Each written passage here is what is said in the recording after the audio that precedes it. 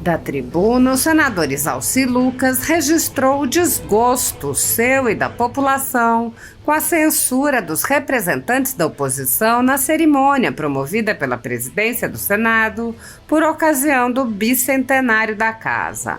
O senador apontou: infelizmente, ontem não foi dada à oposição a possibilidade de fala e a oportunidade de se manifestar com liberdade e apreço à nossa democracia. Com isso, sinto dizer, a celebração ficou manchada e expôs ao Brasil a chaga do nosso parlamento, que, se já não faz valer a sua prerrogativa de legislar, também não tem agora a de falar e de se manifestar. A festa da democracia mostrou-se frágil, perdeu o seu brilho. O senador lembrou que comemorações de efemérides como o bicentenário deveriam levar a uma reflexão sobre a história e não a substituição de fatos por narrativas. Isalci Lucas disse: o conhecimento do passado traz não só evolução, mas, sobretudo, corrige erros e desvios futuros. Por isso a história é tão importante e não pode ser desvirtuada como tem sido quando é contada diferentemente daquilo que de fato ocorreu. Isalci Lucas trouxe uma dura mensagem para falar hoje sobre os 2 séculos de existência de nossa Casa Revisora de Leis. Foi atrás daqueles que muito fizeram e que lutaram pelo nosso Brasil para mantê-lo livre e pacífico, para desenvolvê-lo com justiça e liberdade, sem as arbitrariedades que infelizmente hoje estão ocorrendo em nosso país. Vivemos hoje uma desarmonia entre os poderes que não é inédita. Já vivemos isso, mas hoje é muito mais grave. Vivemos um momento em que a narrativa se sobrepõe à justiça e a faz valer para investigar e julgar. Temos hoje uma justiça em que o juiz é vítima, acusa e julga. Há algo estranho acontecendo em nosso país de todos os brasileiros. Ao nosso Congresso cabe legislar e ao nosso Senado, sobretudo, revisar e aprovar as leis com vistas ao melhor para o Brasil. À Justiça não cabe legislar, apenas julgar na forma da lei. O senador concluiu com um recado e uma recomendação ao nosso Senado Federal de hoje, que faça jus ao Senado Federal de ontem e ressurja para os próximos 200 anos. É lamentável realmente o que aconteceu aqui ontem, não deixando que a oposição se pronunciasse numa sessão tão especial como esta de 200 anos. Então quero deixar registrado aqui a minha indignação com relação a esta falta de democracia que ocorreu aqui no dia de ontem. Não deixaram a oposição se manifestar num momento tão importante. Há mais de 10 anos, a Folha Política atua noticiando fatos, discursos, argumentos e denúncias que são obliteradas pela velha imprensa. Nosso veículo de imprensa dá voz às vozes conservadoras, ao anticomunismo, à defesa dos direitos fundamentais e da liberdade de expressão e de imprensa, além de trazer ao público os vídeos dos pronunciamentos de autoridades, para que o público possa formar sua própria opinião sobre o que foi dito e não precise depender de relatos de terceiros. Quem controla a informação, controla, em última instância, a realidade. Grupos monopolísticos e cartéis que se associam com o intuito de barrar informações contrárias ou inconvenientes atuam em conluio com a finalidade de aniquilar qualquer mídia independente, eliminando o contraditório e a possibilidade de um debate público amplo, honesto, abrangendo todos os feixes e singularidades dos mais diversos espectros políticos. Controlando as informações, o cartel midiático brasileiro tenta excluir do debate e, em última instância, da vida pública, os conservadores e os veículos que dão voz a essas pessoas. A renda da Folha Política está sendo confiscada a mando do ministro Luiz Felipe Salomão, ex-corregedor do TSE, com respaldo e apoio de Luiz Roberto Barroso, Alexandre de Moraes e Edson Fachin. A decisão confisca de forma indiscriminada todas as receitas advindas do YouTube, indicando claramente que a intenção não é a de excluir conteúdos específicos, mas sim de calar o canal e eliminar o jornal. O inquérito já está no quarto relator, o ministro Raul Araújo, e segue sendo transmitido de corregedor em corregedor, enquanto a renda de famílias e empresas é subtraída dia após dia. Há mais de 32 meses, toda a nossa renda é retida sem qualquer justificativa jurídica. Se você apoia o trabalho da Folha Política e pode ajudar a evitar que o jornal seja fechado, doe qualquer valor à empresa Raposo Fernandes por meio do Pix, cujo QR Code está visível na tela, ou por meio do código ajude@folhapolitica.org.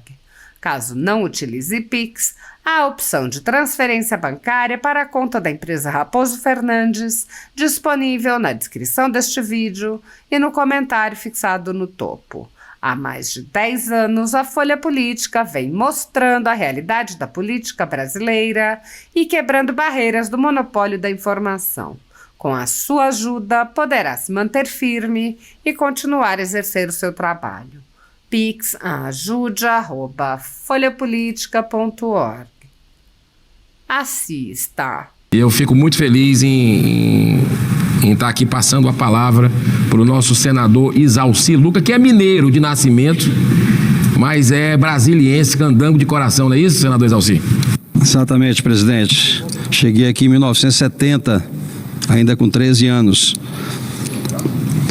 Presidente, mas quero iniciar minha fala também exatamente convidando, os nossos colegas e a população de um modo geral para minha filiação amanhã mesmo. Amanhã estarei filiando ao partido, ao PL, lá no Minas Brasília Tênis Clube, lá com a presença do nosso ex-presidente Jair Bolsonaro e muitos colegas senadores, deputados, governadores e também prefeito. Então será uma honra muito grande contar com a presença de todos os colegas e amigos aqui do Distrito Federal. Presidente, ontem o Senado Federal se reuniu em sessão especial para celebrar os 200 anos dessa casa revisora. Era para ser um bom e belo dia para nascer e renascer para aqueles que ainda, iniciantes, que pudessem abrir os olhos para o mundo que se avizinha, para aqueles que, ao enxergarem mais apuradamente as complexidades horas postas, que pudessem cuidar com justiça daquilo que está sendo forçosamente colocado nesse difícil momento que estamos vivendo no resto do mundo e principalmente aqui no Brasil. Infelizmente, ontem não foi dada à oposição a possibilidade de fala e a oportunidade de se manifestar com liberdade e apreço à nossa democracia. Com isso, sinto dizer, a celebração ficou manchada e expôs ao Brasil a chaga de nosso parlamento, que, se já não faz valer a sua prerrogativa de legislar, também não tem agora a de falar e de se manifestar. A festa da democracia mostrou-se frágil, perdeu o seu brilho.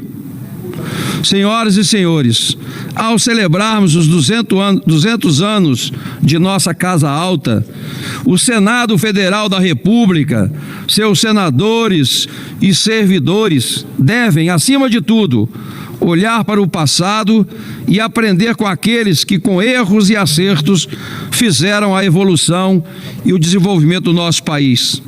Aqueles que ouviram, viram e representaram os cidadãos e cidadãs, suas dificuldades e apelos em cada canto desse nosso grande e rico Brasil. Não sou saudosista, mesmo porque não vivi no tempo e ao tempo para relembrar momentos importantes do nosso Brasil. Mas conheço a história, fui atrás dela para saber de que antes e de todas as transformações ocorridas em nosso país monárquico e republicano, mas posso dizer um pouco do que vivi, do que aprendi. Era ainda pré-adolescente no início da década de 70, quando aqui cheguei de mudança para a nova capital. Foi um período em que estudava, trabalhava, ajudava no sustento da família e ainda servi o exército. Mas tive depois grandes mestres e procurei a história daqueles que fizeram muito desde a monarquia à república para aprender, seguir em frente e evoluir e fazer o melhor. O conhecimento do passado traz não só a evolução, mas, sobretudo, corrige erros e desvios futuros. Por isso, a história é tão importante e não pode ser desvirtuada como tem sido quando é contada diferentemente daquilo que de fato ocorreu. Foi por isso, e principalmente pela educação, que entrei para a política e tenho a honra de ser senador. Foi para fazer o melhor, não para ter carreira. Minha profissão de contador, auditor e professor já me garantia uma vida e um sustento para minha família, como até hoje, graças a Deus, o faz.